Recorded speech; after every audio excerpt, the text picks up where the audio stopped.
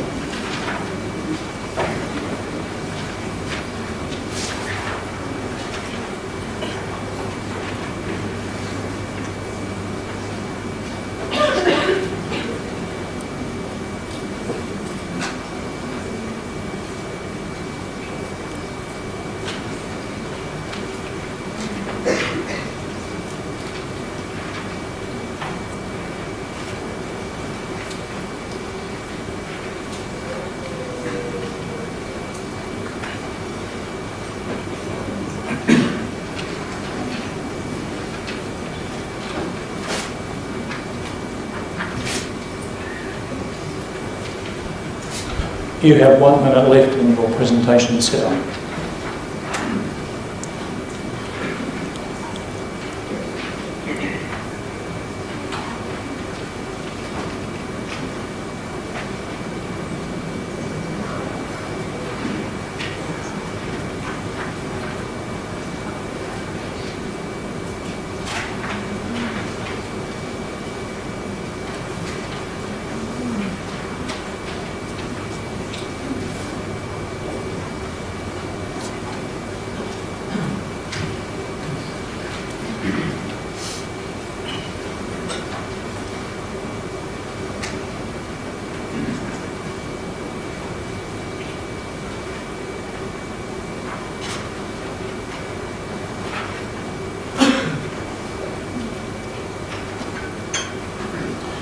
You may now begin your presentation. Like Brisbane, Sydney is a naturally diverse and dynamic city with a thriving commercial centre and a booming jobs market. However, this is not the Sydney that we saw. We saw homeless youths on the street, isolated, forgotten by society. Refugees who fled torture and persecution only to be rejected by their new communities. And young people marginalised by society because of an intellectual disability. We decided to intervene, to give these people the opportunities that they had been denied, to let them pilot their own future. We are Enactus Sydney, and together we bridge opportunity gaps by breaking down social barriers. My name is Tara, and I'm passionate about our pop-up project that gives homeless youth the opportunity to run their own recurring market food stall. I'm Harry, and I'll be showing you how our side project enables people with a disability to exhibit and rent their artwork to transform their artistic passion into a sustainable business. And my name's Emma, and I'll be introducing our Culinary Tales project that provides newly arrived refugees a chance to run their own cooking class business to generate a sustainable revenue. for us, these weren't just projects. They became avenues to transform people's lives. We did this using our three-step business model: education, work experience, and self-sufficiency. Now, here's Tara with a pop-up project that helps homeless youths. It's the middle of winter. You have nowhere to sleep tonight, no one to turn to, and nowhere to call home. For 15-year-old Jason, this is his reality. He is one of 44,000 young Australians living homeless on our streets. Isolated and vulnerable, there is no way of knowing what tomorrow will bring. Whilst we cannot change Jason's past, we can provide him with the skills and experience to help reshape his future. Did you know that 92% of homeless youth will continue their plight of homelessness into adulthood? Clearly, there is a huge need to break this cycle.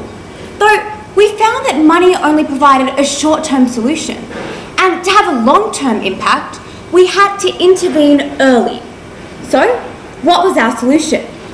Our pop-up project empowers homeless youth from the Salvation Army Oasis Centre to run their own recurring market food stalls as a sustainable business.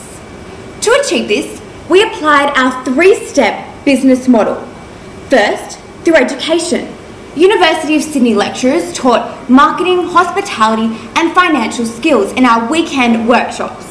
Secondly, the youth were given practical work experience, selling gourmet Belgian waffles to the community, marked with an official work experience certificate. And thirdly, the youth are now in the process of using these tools to create their own self-sufficient market stall and break their cycle of homelessness. To ensure the long-term sustainability of our project, we are continually working with the Salvation Army and are engaging 50 youth for next year's pop-up project. Our monthly pop-up stalls have raised over $28,000 in revenue and have directly changed 10 homeless youth's lives. We are using this money to help reinvest in next year's project. 70% of participants indicated that as a result of the project, they saw a significant increase in their marketing and business knowledge. 100% of participants indicated that their quality of life improved as they grew in stability and security.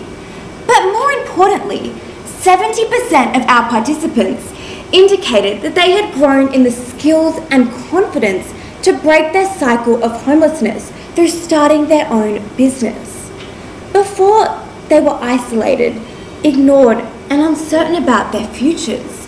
But through the pop-up journey, we saw their quality of life improve as they grew in pride, hope, and a sense of achievement. We sparked a motivational change for people like Jason, increasing their confidence and self-belief that the hospitality industry can represent a possible career path. Though we do recognise that the problem of youth homelessness is not just local, so we formed a permanent partnership with the Salvation Army in Sydney to expand pop-up. To help the 44,000 young Australians that are homeless, we submitted a proposal to the Australian Government to include the pop-up project in the Youth Connections program for 2015. So, to summarise the pop-up project, we successfully bridged the opportunity gap for young homeless people to enter the workforce, and we improved their quality of life. Now on to Harry with our site project. Matt was born with an extra gene, a gene that causes intellectual disability, making it harder for him to speak, learn, and socially interact. He is one of 13,000 people in Australia born with Down syndrome. But those with Down syndrome are a lot like all of us. They are unique people filled with passion, strength, and talent. We want to bridge the opportunity gap by giving them a creative avenue to forge their own path towards success. Did you know that 60% of people with a disability in Australia are long-term unemployed? We were shocked by the lack of equal employment opportunity for people with a disability and inaccessibility in the workforce. For example, only 10% of successful professional artists are disabled. This is where we saw a gap, where no established programs existed to help artists with a disability pursue business success. But what did we actually do? Using our three-step business model, the side project mentors artists with a disability and provides a platform for them to rent and sell their artwork and create a sustainable source of income. Firstly, through education. Professional art tutors mentored the artists with a disability over a 12-week workshop to refine artistic skill and technique. Secondly, the artists were then able to create their own body of art for a commercial business audience and showcase them in a public exhibition. Thirdly, self-sufficiency. The artworks were auctioned to the public and rented to local cafes to create a sustainable income stream.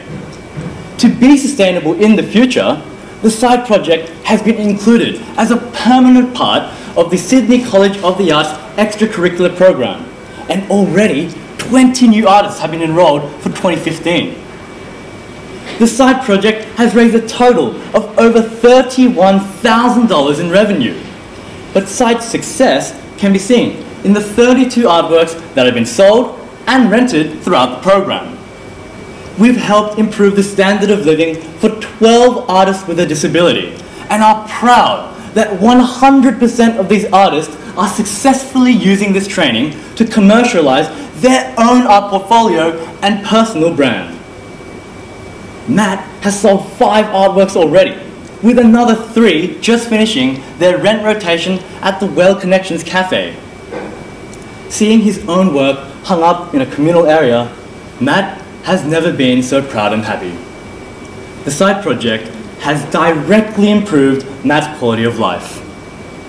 We've also established a permanent partnership with DAPA to expand the side project and continue to engage artists with a disability from all around the state. We successfully lobbied Her Excellency, Dame Marie Bashir, Lieutenant Governor General of Australia and Governor of New South Wales, to increase awareness for the real struggles that these artists are facing. Her involvement extended to her opening role at our site exhibition. With a site artist being approached to sign a book deal and an interest for an SBS documentary, the future possibilities are endless.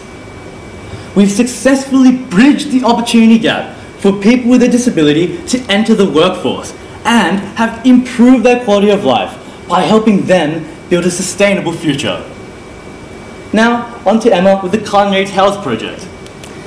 When civil war broke out in Sudan, war was at Anita's doorstep, and together with her family, she was forced to seek refuge on the Ugandan border. In and out of refugee camps, facing violence, torture and persecution, Anita's only chance of survival was to seek out somewhere far, safe but unfamiliar, to Sydney, Australia. But ever since she arrived, Anita always felt like an outsider, and opportunities to prosper felt out of reach. Isolated by society because of her refugee status, Anita soon became one of 10,000 refugees in Australia unable to secure stable employment. She became a statistic. Did you know that 47% of refugees in Australia face discrimination in the workforce? Or that 60% of newly arrived refugees have failed to find a job after 5 years?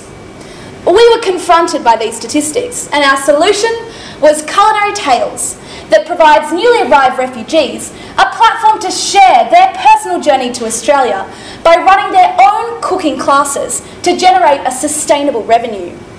We did this using our 3-step business model.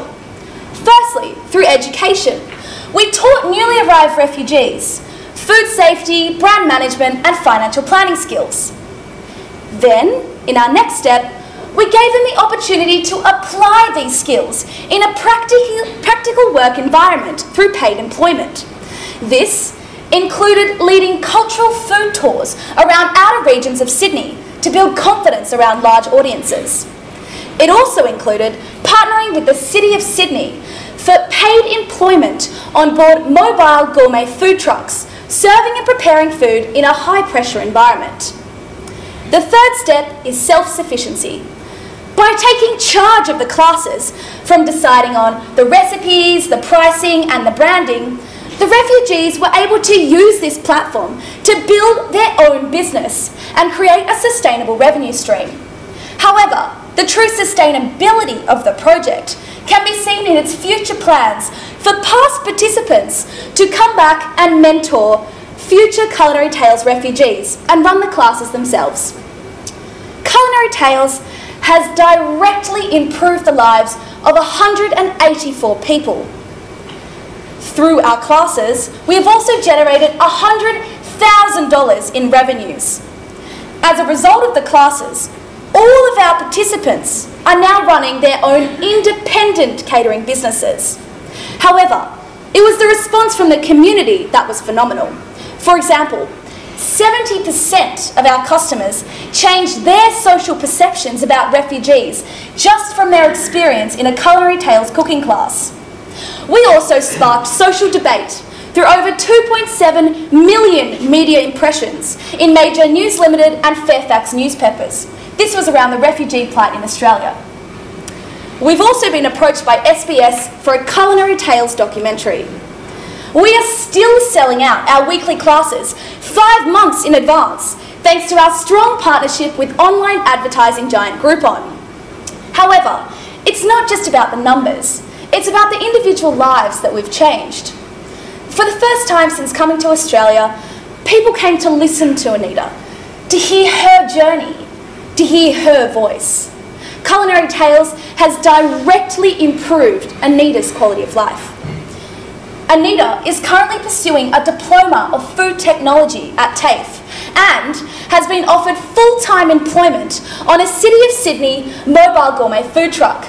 Culinary Tales has directly improved Anita's standard of living. We also strive to reduce our environmental footprint and reduce our food to landfill through excess waste. This is done by pursuing partnerships with GreenPack and Foodbank Australia. They will provide us with biodegradable catering supplies, as well as repurpose excess food for distribution and use across all Culinary Tales platforms. However, we needed to have a really sustainable long-term impact that we needed to lobby our government and change their approach to refugee resettlement and integration in Australia to create more funding for support projects like Culinary Tales. We went to Canberra and lobbied MPs and the United Nations High Commissioner of Refugees. And we are really excited to announce that Culinary Tales will be raised in the Australian Senate by the end of 2014 to secure additional funding for the project to continue to improve the lives of refugees resettling in Australia. So it all began with food as a symbol of hope, family, friends and celebration, and ended with these amazing heartfelt stories. So next time you're in Sydney, we encourage you to come along to one of our Culinary Tales classes to listen, witness and experience some of these personal refugee stories for yourself. Today, we have shown you how our local entrepreneurial solutions have helped address national problems. Our initiatives have raised $163,000 just from this year. And we're proud that our projects have directly changed 218 lives, further impacting more than 500,000 people. We did this by equipping them with the skills that they needed to bridge the opportunity gap, improve their quality of life, and build a sustainable future. But at the end of the day, it's not just about the numbers. It's about how these projects have directly changed the lives of the participants, their families, and the community. We saw their lives fill with more laughter, confidence, and inspiration. Here are just a few stories of the people we empowered. The side project has given me many skills. I do many different styles of art, meet many people. I get to join in and be creative. Not only did the pop-up project help homeless youths gain experience running a small business, they've shown them a brighter future. The Culinary Tales project has given me invaluable work experience and the self-confidence to one day open my own restaurant. Enactus Sydney has given me the confidence through the language of food to find my place in the community. Enactus Sydney, and together we have bridged opportunity gaps by breaking down social barriers. Thank you.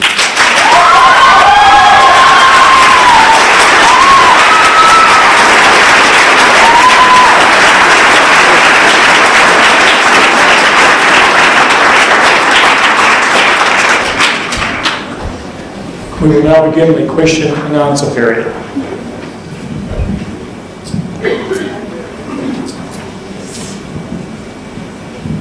Well done. Just a question for you, particularly regarding culinary tales. So you had quite a few media impressions, and I saw your traditional media impressions.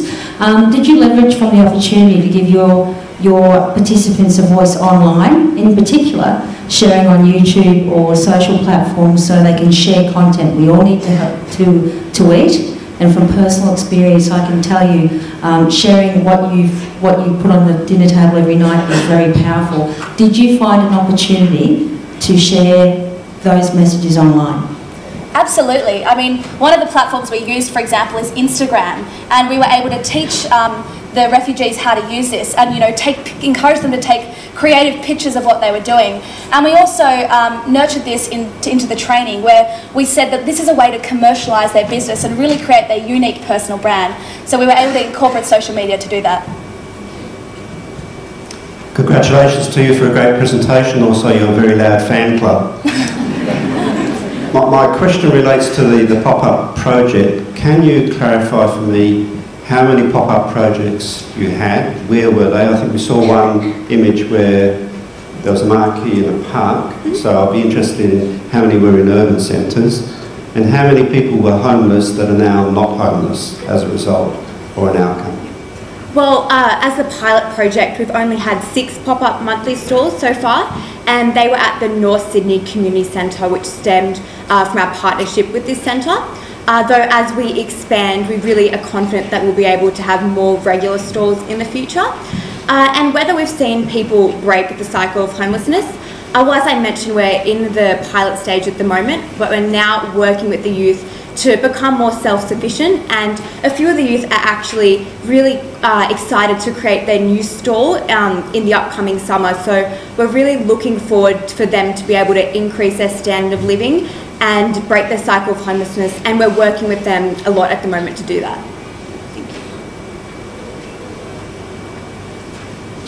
A couple of times you mentioned we applied our strategy, we improved, we helped improve, etc. How did you actually involve the clients and the community into the needs analysis and delivery strategy?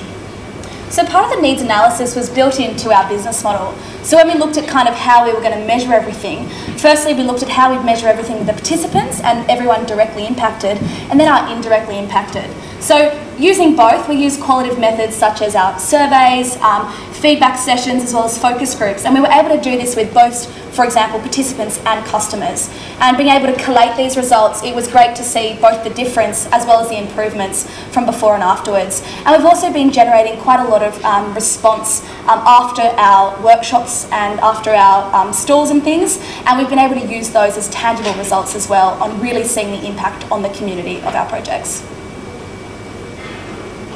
Hi guys, my name's Melissa. I'm from the Foundation for Young Australians. I'm interested to know, when you were, I guess, in the initial stages of prototyping your ideas, who were some of your role models in the sector that you looked to and thought, oh wow, they're also solving this problem, I like what they're doing, and they're inspiring me?